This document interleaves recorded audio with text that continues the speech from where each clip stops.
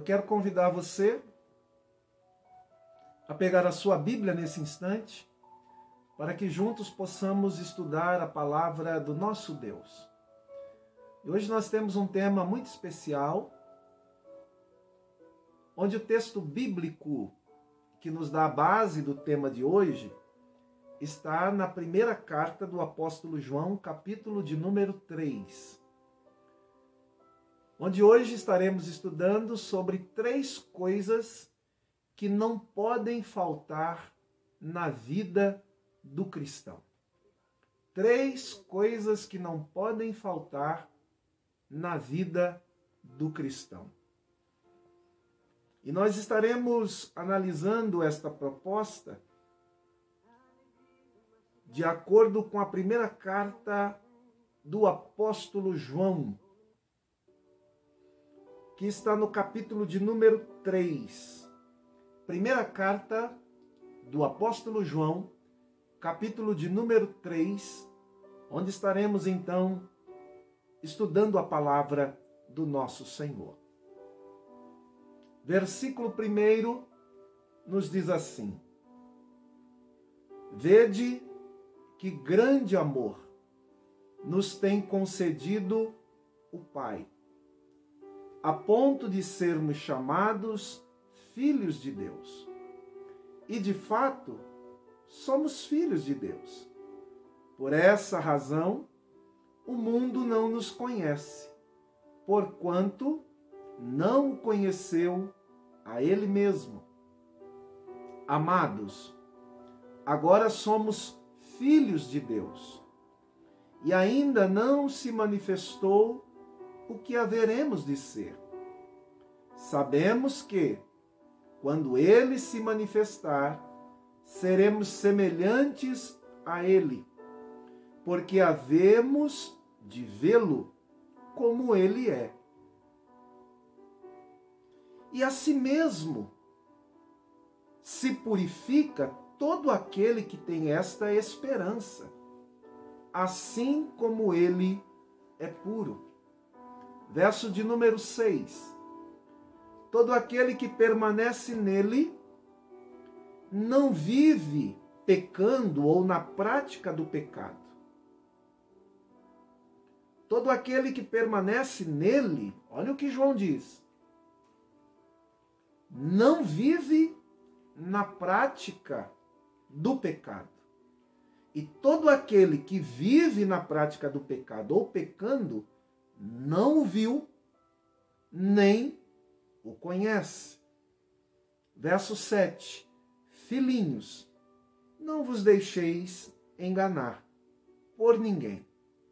Aquele que pratica a justiça é justo, assim como ele é justo. Então esse é o texto que o apóstolo João deixa bem claro para nós, uma proposta muito importante, e é desse texto que eu quero extrair 3 coisas que não podem faltar na vida do cristão. Você sugere aí qual seja estas coisas? Você quer escrever aí o que significa estas coisas? E olhando para o contexto aqui, quando o apóstolo João escreve esse texto, ele expressa aqui as razões imperativas para uma vida cristã pura. Ele aqui está no embate e num combate contra os argumentos dos falsos mestres gnósticos que eram contrários a esta pureza espiritual na vida da igreja e na vida dos irmãos. Por isso o apóstolo João levanta 3 argumentos importantes aqui, a partir aqui do capítulo de número 3, a saber, o argumento moral, o argumento social e também ele traz o argumento doutrinário.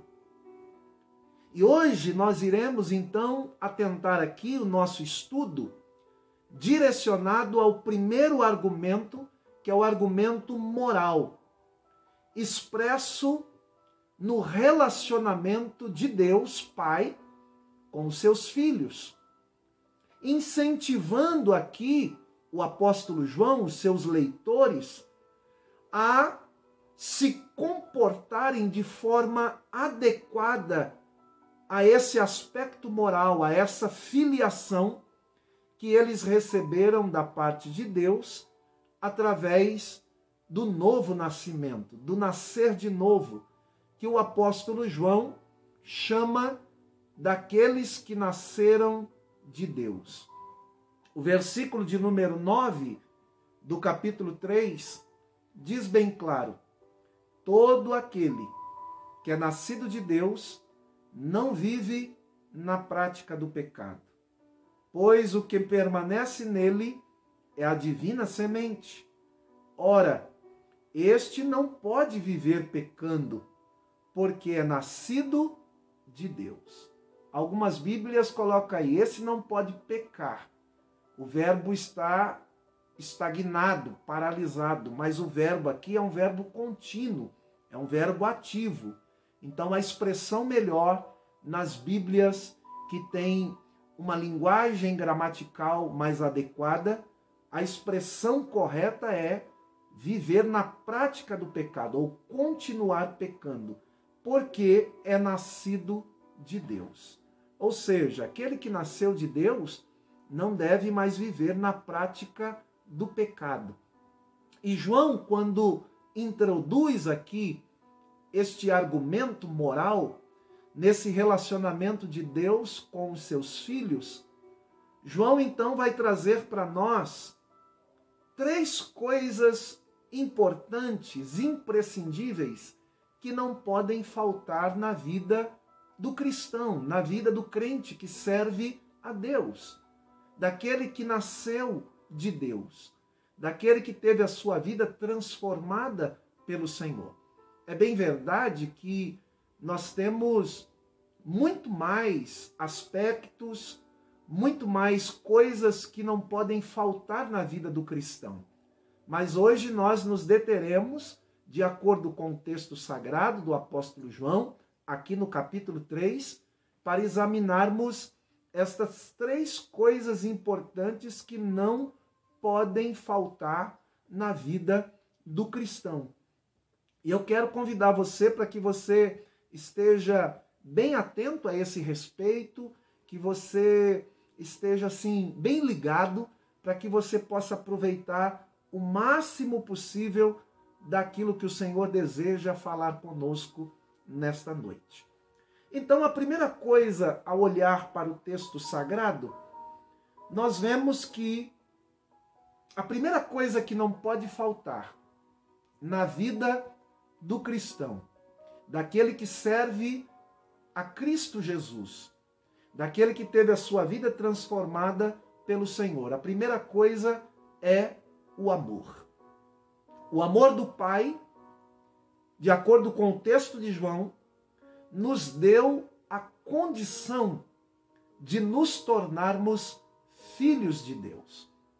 O versículo de número 1 usa a expressão: vede que quão grande amor nos tem concedido o Pai. Harvey Bleney, um escritor, diz que esta expressão do versículo 1, na parte A, deixa bem claro, através da expressão deste grande amor que nos tem concedido o Pai, que há uma mistura aqui tanto de perplexidade como também de gratidão por entender que há uma grandiosidade revelada no amor de Deus.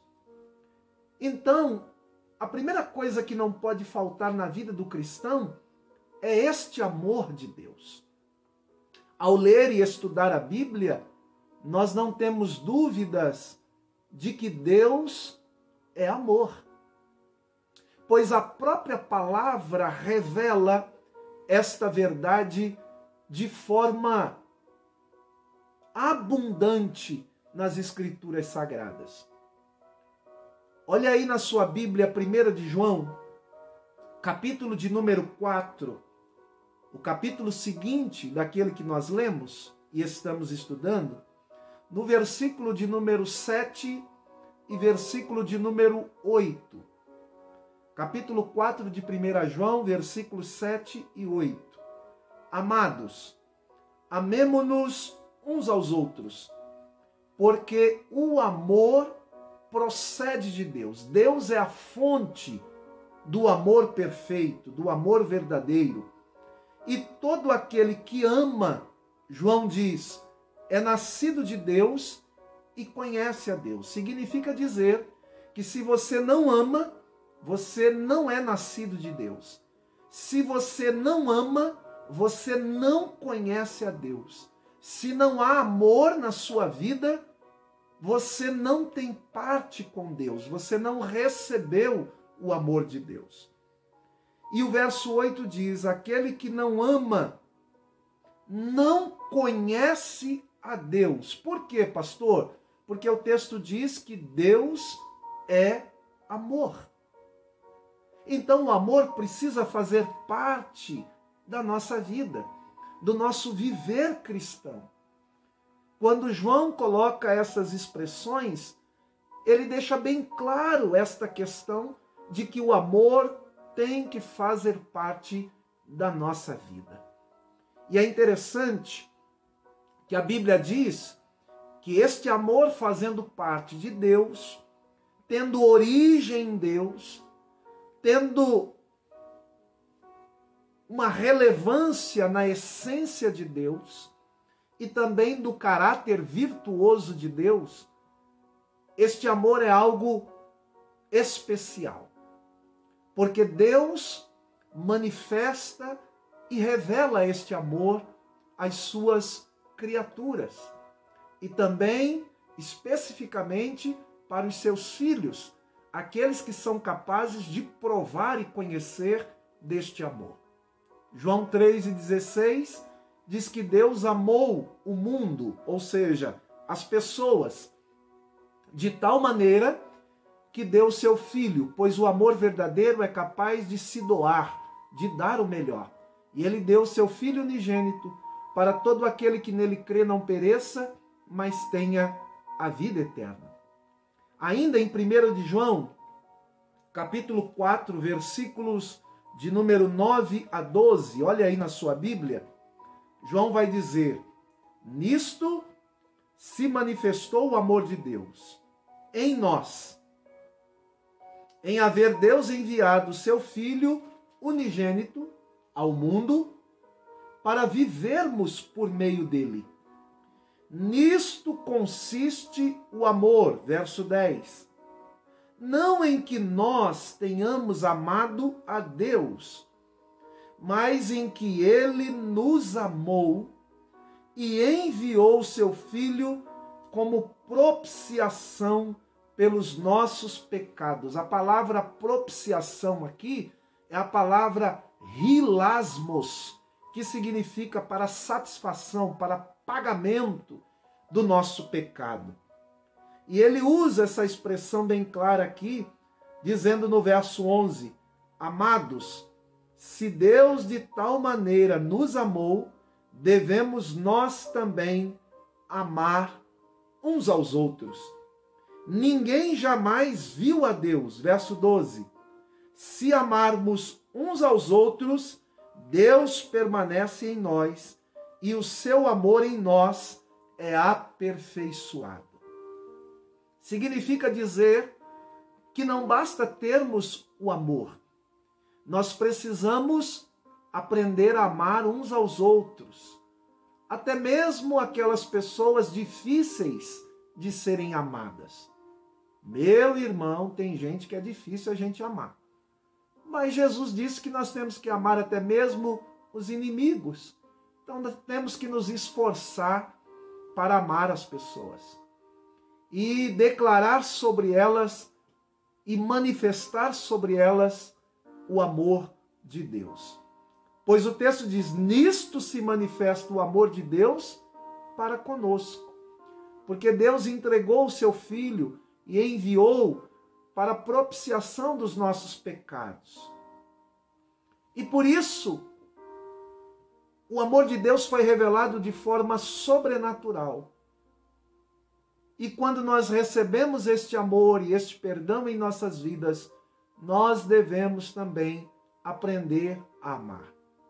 Por isso, se você tem alguma raiz de amargura no seu coração, contra uma pessoa, contra alguém, você precisa liberar perdão. Porque o verdadeiro amor é capaz de perdoar as outras pessoas. Pois aquele que não perdoa, diz a Bíblia, também Deus não o perdoará. Então você não pode reter o perdão. Alguma coisa pode ter acontecido, alguma desavença, alguma questão que te aborreceu e aborreceu a outra pessoa. A melhor coisa que você tem a fazer é ir até essa pessoa e pedir perdão e perdoar também, para que você possa estar com seu coração e a sua alma limpa diante de Deus e não tenha nenhuma raiz de amargura no seu coração. E aprender a conviver com os diferentes, porque isto é muito importante. Então aprenda a demonstrar amor. O amor, ele não é vivido só como algo interno, cujo Deus derrama o seu amor em nossos corações, mas o amor, ele exterioriza e ele acaba sendo demonstrado através das nossas ações, das nossas atitudes. Por isso, eu lhe aconselho, aprenda a amar. Aprenda a se sentir amado também. Existem algumas pessoas que têm dificuldade não só de amar, mas também de se sentir amada. Aquelas pessoas que têm uma baixa autoestima. A sua estima está muito baixa. E aí ela sente uma necessidade muito grande, uma carência muito grande. E algumas acabam até dizendo que não é amada por ninguém. É porque essa pessoa também não se permite amar e ser amada. E quando isso acontece, é importante se voltar para Deus e pedir a Deus que você prove do amor dele, pois só aquele que prova do amor de Deus é capaz de amar um pouco como Deus também ama. O amor de Deus, diz o texto aqui, nos deu a condição de filhos. E equivocam-se aqueles que acham que todos os seres humanos são filhos de Deus. Quando nós lemos a carta do apóstolo João, do evangelista João, capítulo 1, verso 11 e 12, a Bíblia vai deixar bem claro a questão desta filiação. Quando ele diz, veio para o que era seu, e os seus não receberam, mas todos quanto o receberam, receberam quem? A Jesus. A expressão aqui, a todos quanto receberam, é a expressão lambano, ou lambanô, que significa receber de forma amorosa, trazer a sua presença para dentro de nós. Todos quanto receberam, diz a Bíblia, deu-lhes o direito ou poder de serem feitos, a palavra ginesti, ou ginestai, que significa tornar-se, deu-lhes o direito de tornar-se filhos de Deus, porque ninguém nasce filho de Deus, mas todos tornam-se filhos de Deus ao reconhecer a Jesus como Senhor e Salvador de sua vida.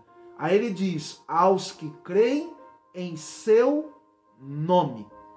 Então todos nós, quando nascemos, a humanidade, ela é uma criatura de Deus.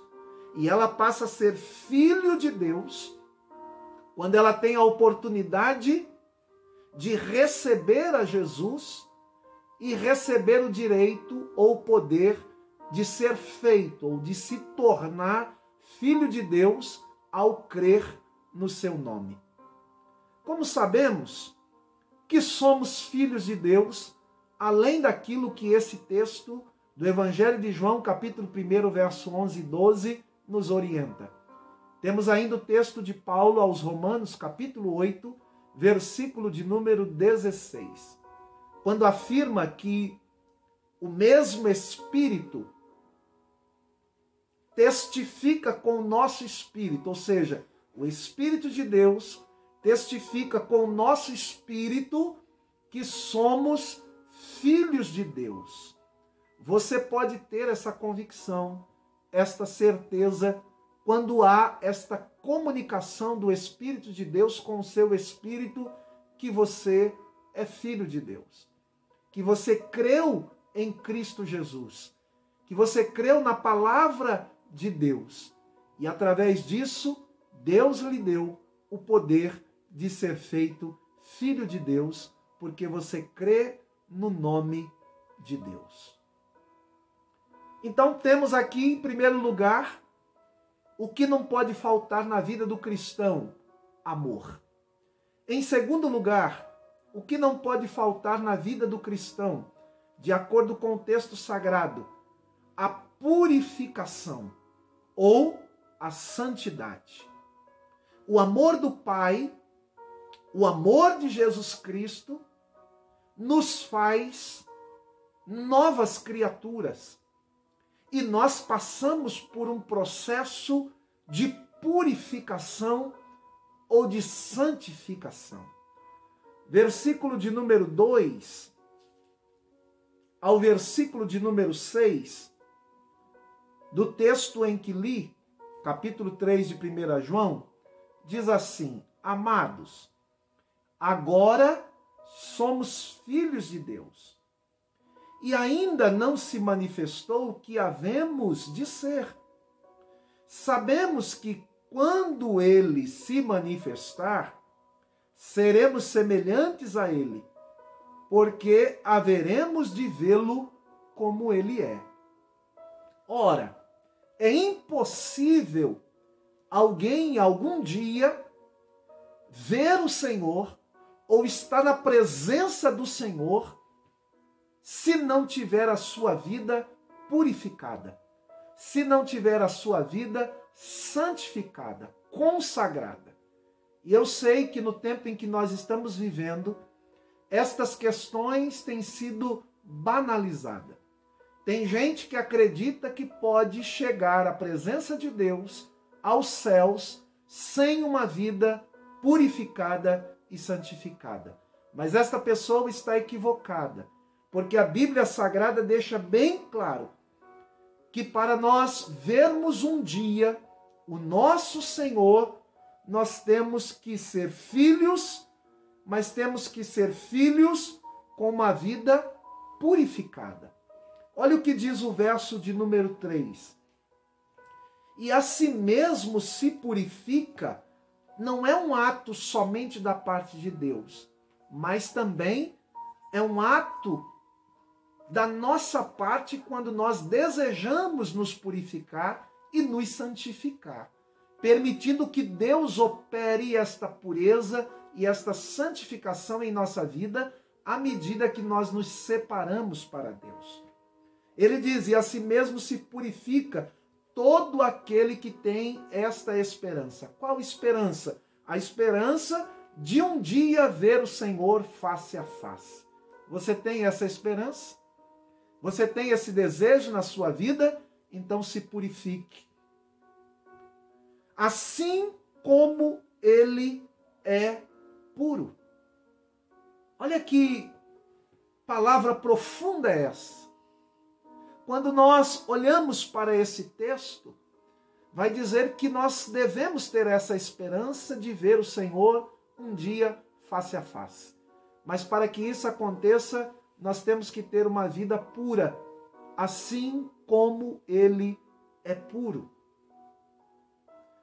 Purifique-se a si mesmo aquele que tem esse desejo, este anseio, esta esperança. Assim como está em 1 João, capítulo 2, verso de número 28 e 29. Dá uma olhadinha aí, um pouquinho antes do capítulo 3, o capítulo de número 2, verso 28 e 29. Olha o que João diz. Quando ele fala da unção do Espírito, da sabedoria do Espírito, que nos ensina, que nos instrui a respeito da verdade, de uma verdade consistente, ele vai dizer: filhinhos, agora, pois, permanecei nele, para que quando ele se manifestar, quando Jesus vir, tenhamos confiança e dele não nos afastemos, envergonhados, para que não sejamos envergonhados na sua vinda. Quem ficará envergonhado na vinda do Senhor? Aqueles que não têm a sua vida pura. Aqueles que não se conservam para Ele. Aqueles que não têm esta confiança ou esperança. Porque quem confia, quem tem essa esperança, deve permanecer nele, firme, para não ser envergonhado no dia da sua vinda. Verso 29. Se sabeis que ele é justo, reconhecei também que todo aquele que pratica justiça é nascido dele. Ninguém pode praticar a justiça de Deus, ou aquilo que Deus estabeleceu como prática de justiça, conforme está no Sermão do Monte, se não for nascido de Deus, se não for nascido da água e do Espírito. Por isso o texto deixa bem claro esta questão. O escritor aqui, ele está falando de um tempo futuro chamado de parousia. A vinda de Cristo estava eminente, tão próxima que os irmãos deveriam preparar para aquele dia. Deixa eu dizer para você, você está preparado para aquele dia? Para o dia da vinda do Senhor? E se essa vinda acontecer hoje? Como que está a sua vinda diante dele, a sua vida diante dele? Será que você está preparado para esse grande encontro do noivo com a noiva? E a Bíblia vai dizer que o Senhor está preparando a sua noiva. E a noiva do Senhor não pode estar de qualquer maneira. As suas vestes precisam estar brancas, limpas, alvas como a neve, para aquele grande dia do encontro com o Senhor. Para não sermos confundidos e nem envergonhados quando Ele voltar. Por isso temos que ter uma vida santa, uma vida pura, irrepreensível diante do Senhor. E a expressão purifique-se a si mesmo vem da expressão grega agnizo. Esta expressão significa purificar-se, dedicar-se.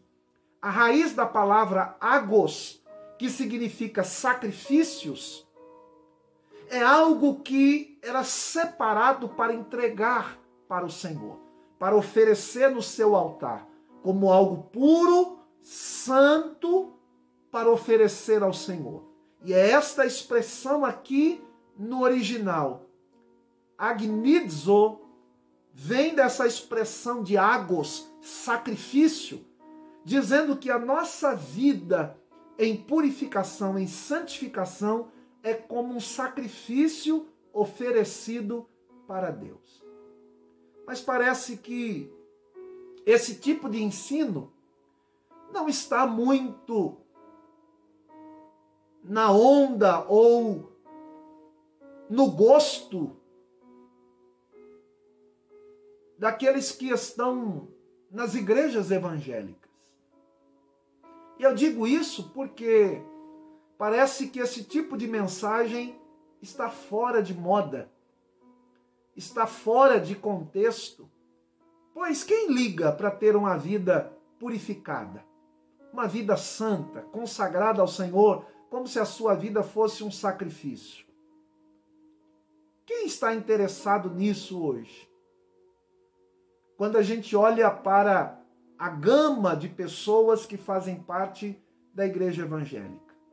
Quem está preocupado com Deus, em servir a Deus com retidão? Na verdade, as pessoas estão mais preocupadas consigo mesmas. Estão mais interessadas nas suas coisas aqui dessa terra. E pasmem os senhores, algumas pessoas não têm nem esperança mais que Cristo um dia volte, porque elas não estão preparadas para este dia. Mas quando a gente olha para a Bíblia na questão de pureza, de santificação, nós nos deparamos com a palavra do apóstolo Pedro aos crentes daquela época e uma palavra que serve para nós também hoje. Quando na sua primeira carta de Pedro, capítulo de número 1, verso 14 e 16, ele diz assim: como filhos obedientes, não vos conformando, não vos amoldando com as concupiscências que antes havia na vossa ignorância, mas como é santo aquele que vos chamou.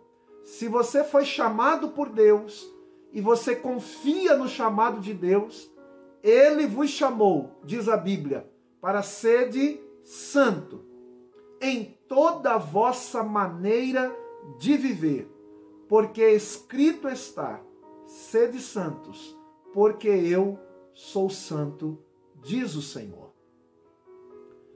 O versículo de número 5 e 6 nos traz uma mensagem interessante. Quando aqui no capítulo 3, versículo 4, ele vai falar sobre o pecado, sobre a transgressão da lei. E ele diz aqui no verso 5: sabeis também que ele, Jesus Cristo, se manifestou para tirar os pecados, e nele não existe pecado. Todo aquele que permanece nele não vive pecando. Todo aquele que vive pecando não o viu, nem o conhece. E esta é uma pergunta que nós devemos fazer para as pessoas. Você conhece a Jesus? Pelos olhos da fé, você já o viu? Você o conhece pela sua palavra? Pois quando a Bíblia usa esta expressão aqui, ser santo como ele é santo, viver em retidão, em purificação, nos mostra ou nos aponta o modelo do nosso viver cristão. O nosso modelo não são os artistas de televisão, não são os personagens das novelas. O nosso modelo não são os cantores gospels. O nosso modelo não são pregadores, ensinadores, pastores, líderes.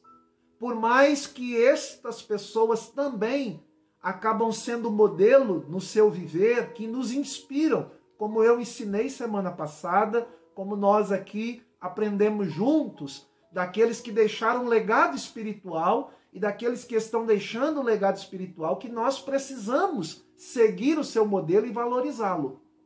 Mas eu digo que o nosso modelo maior de santidade, de purificação, de vida separada conforme o texto bíblico, é o próprio Senhor Jesus. Ele é o nosso modelo. Me preocupa muitas vezes quando eu vejo adolescentes, jovens, irmãos, irmãs, buscando modelos na mídia social, na televisão, para poder seguir e imitar.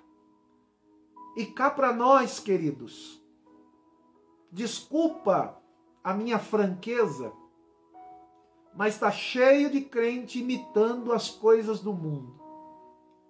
Surgiu qualquer coisa na internet, a primeira coisa que a gente faz é sair imitando. sair fazendo igual, porque a gente acha engraçadinho, a gente acha bonitinho. Aí você vê pai, mãe, filho, entrando tudo na onda daquilo que a internet, que as redes sociais andam propagando. Quer ver outra coisa? Quando alguém posta algum texto ou alguma mensagem, a gente não sabe nem de onde é, a gente já vai compartilhando, a gente já vai colocando no nosso Face, na nossa página, sem atentar. E quantas vezes a gente compartilha, quantas vezes a gente curte coisas que não têm nenhuma relação com a vida cristã, espiritual e que não edifica em nada.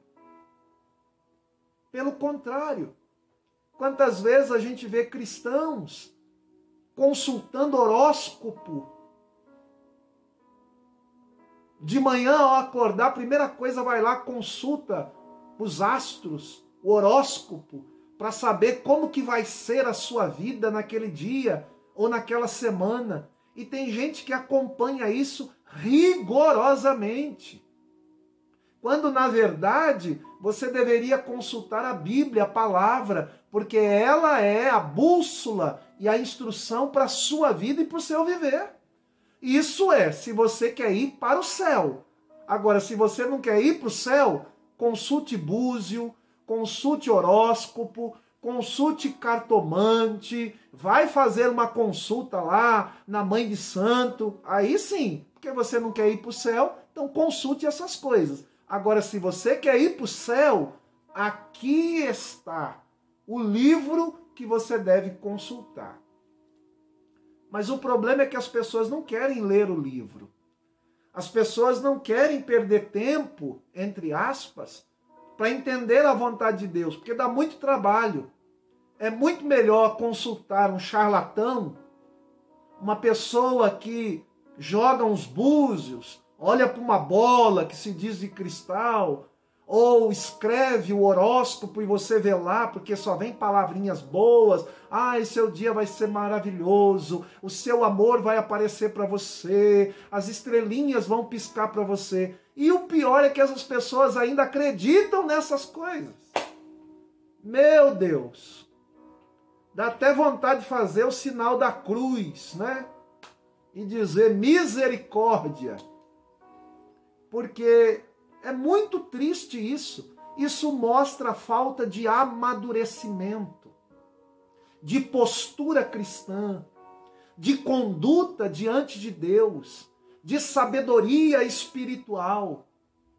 Ei, desperta tu que dormes.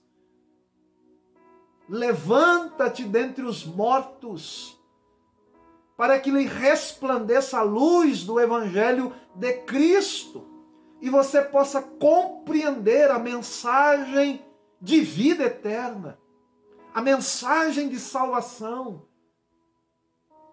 porque senão será um tempo perdido para a sua vida.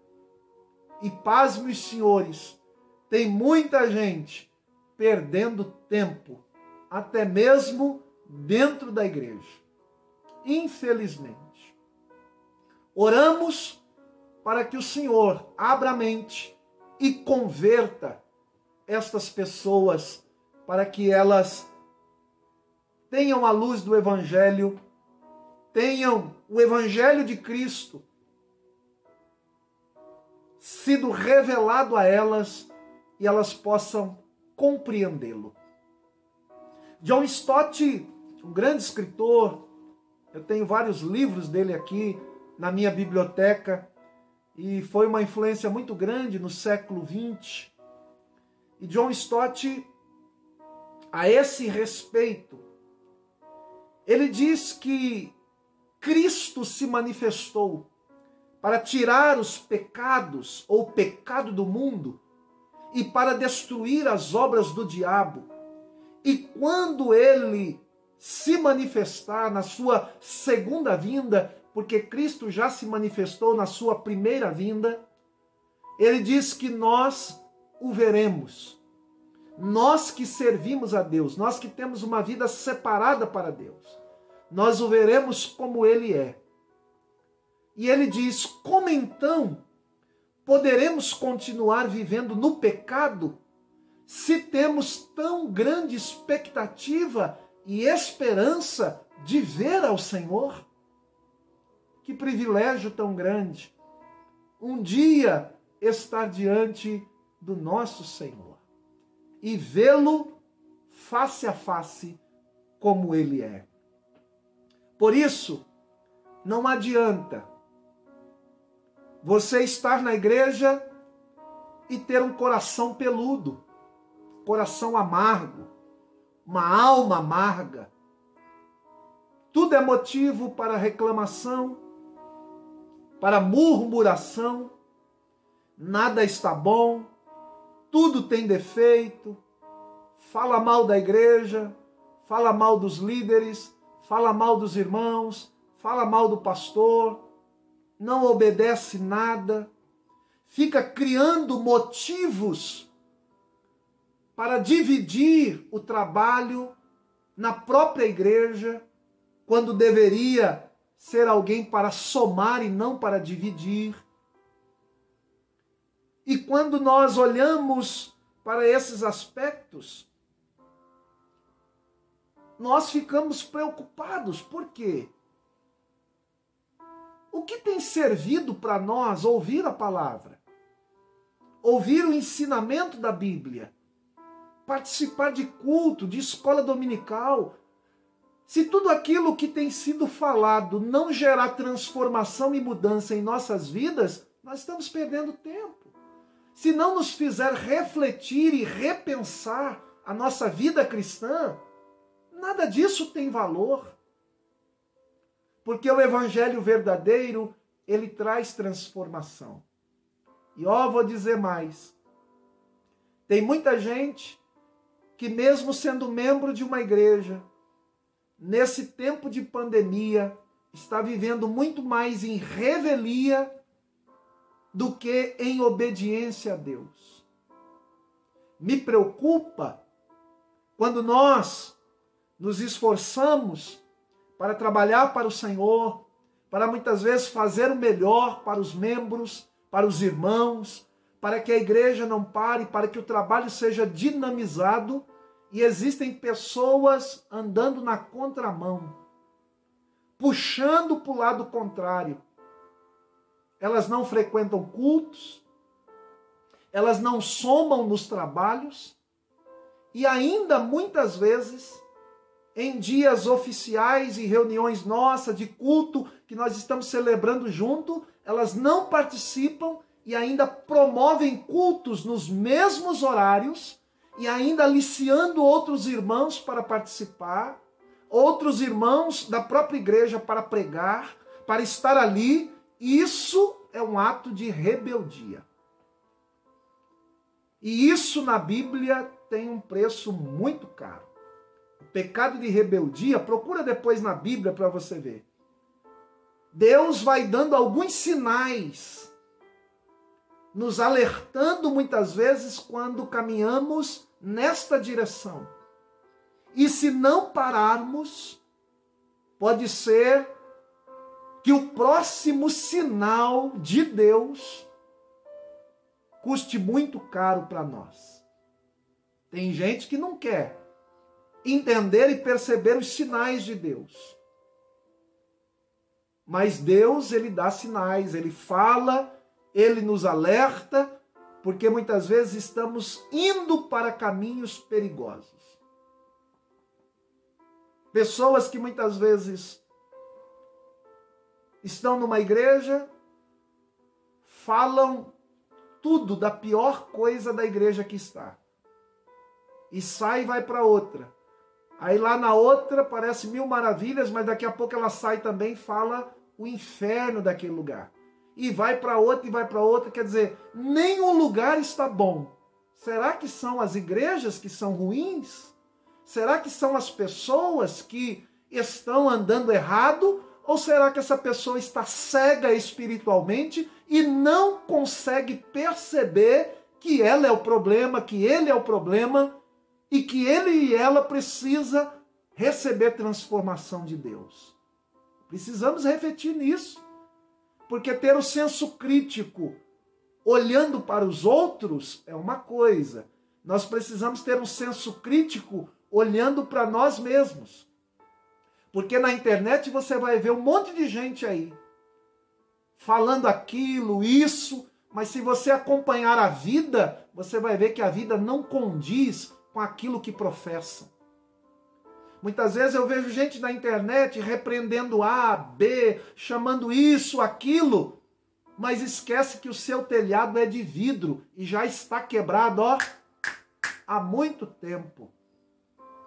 Gente arrogantemente, que às vezes postam coisas na internet para corrigir e repreender alguém, quando a pessoa mesmo não tem uma vida reta diante de Deus. E a sua própria vida fala mais alto do que o seu próprio discurso.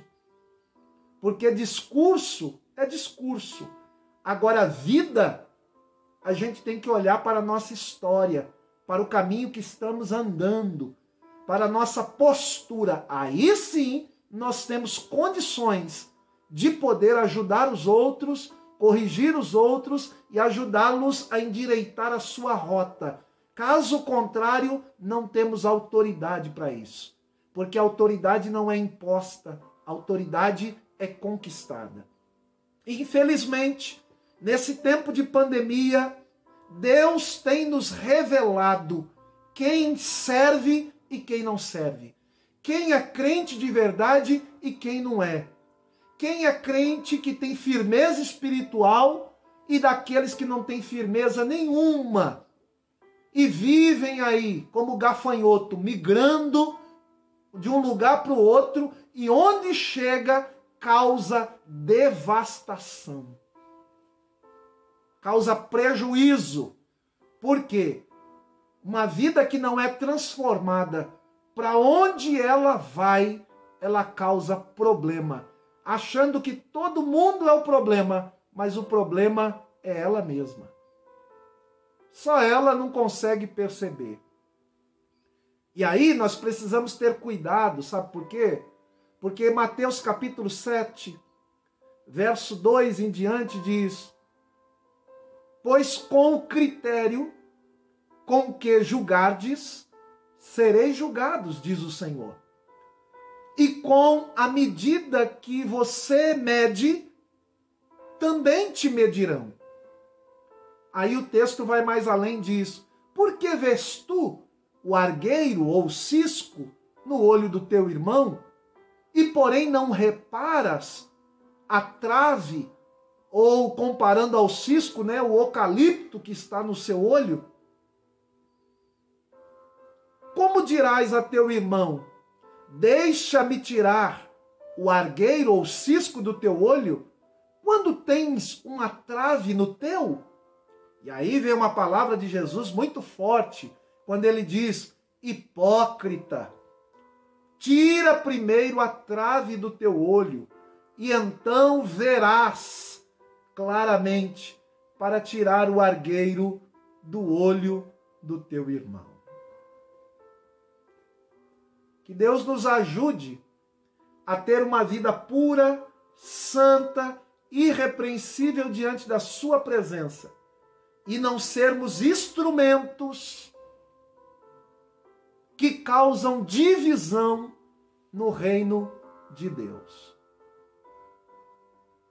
A terceira coisa que não pode faltar na vida do cristão é a justiça de Deus. A primeira coisa, o amor. A segunda coisa que nós vimos aqui agora nesse tópico é a purificação ou a santidade. E a terceira coisa, a justiça de Deus. O amor que Deus dispensou a nós gerou em nós a sua justiça. Versículo de número 7 ao versículo de número 10 de 1 João capítulo 3. Filhinhos, não vos deixei enganar por ninguém. Aquele que pratica a justiça é justo, assim como ele é justo. aquele que pratica o pecado procede do diabo, porque o diabo vive pecando desde o princípio. Para isto se manifestou o Filho de Deus, para destruir as obras do diabo.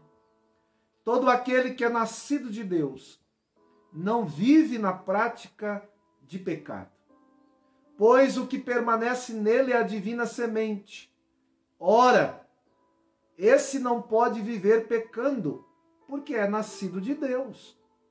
Nisto são manifestos os filhos de Deus e os filhos do diabo. Todo aquele que não pratica a justiça não procede de Deus. E se ele não procede de Deus, ele procede do diabo.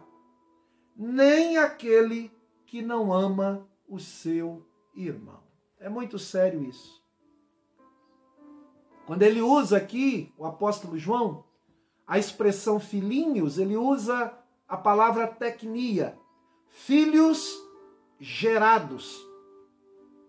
Ele diz, ninguém vos engane, porque só quem pratica a justiça é justo, assim como Jesus é justo, assim como Deus é justo. A prática da justiça é uma verdadeira imitação do Deus que nós servimos, que é um Deus justo. Romanos capítulo 3, versículo 21 ao 26. Abra sua Bíblia lá. Romanos capítulo 3, de 21 a 26. Vai falar desta justiça que foi imputada a nós, por meio do amor, por meio da graça de Deus, nós fomos justificados gratuitamente dos nossos pecados. E o versículo 21 de Romanos 3 diz assim, mas agora, sem lei se manifestou a justiça de Deus, testemunhada pela lei e pelos profetas. Justiça de Deus mediante a fé em Jesus Cristo, para todos e sobre todos os que creem, porque não há distinção.